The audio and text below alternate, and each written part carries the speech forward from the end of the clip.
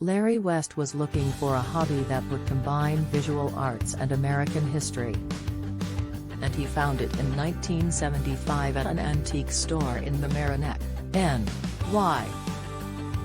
At that time, boxes of daguerreotypes, the first commercially successful photographic process, invented around 1839, would just be sitting there, West says.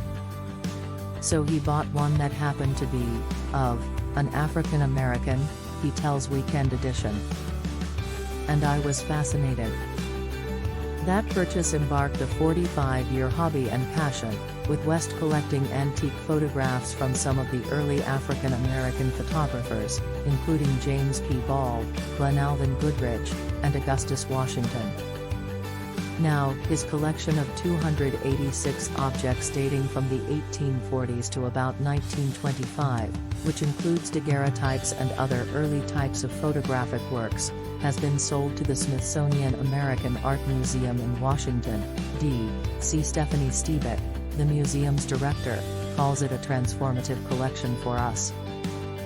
The museum had to compete with other top institutions to acquire it.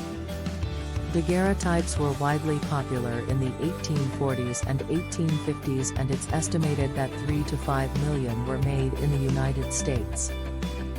But only 30,000 to 40,000 still exist. That number is even smaller for the daguerreotypes that came from these first African American studios, which number around 166 for Ball, Goodridge, and Washington, according to the Smithsonian.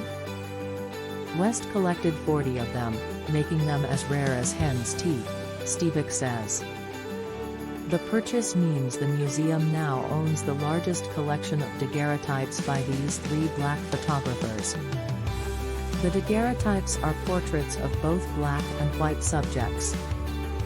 And they could be customized to fit into rings, brooches, or in customized frames and sizes. To know that early, African American photographers were doing this kind of work is something we knew, but I would tell you that we have overlooked. It's a story that's been marginalized. And now this will be a story that we will spotlight once again, Stebich says. Part of that story is a glimpse into the fashion, interests and daily lives of Black Americans during the Underground Railroad and abolitionist movements. Glenalvin Goodridge's father was a major Underground Railroad figure and will be featured in a segment dedicated to that movement when the collection is publicly available. This is going to help tell new stories, West says. The collection likely won't be on display until 2023, and the museum is in search for a funder for further research into West's extensive library.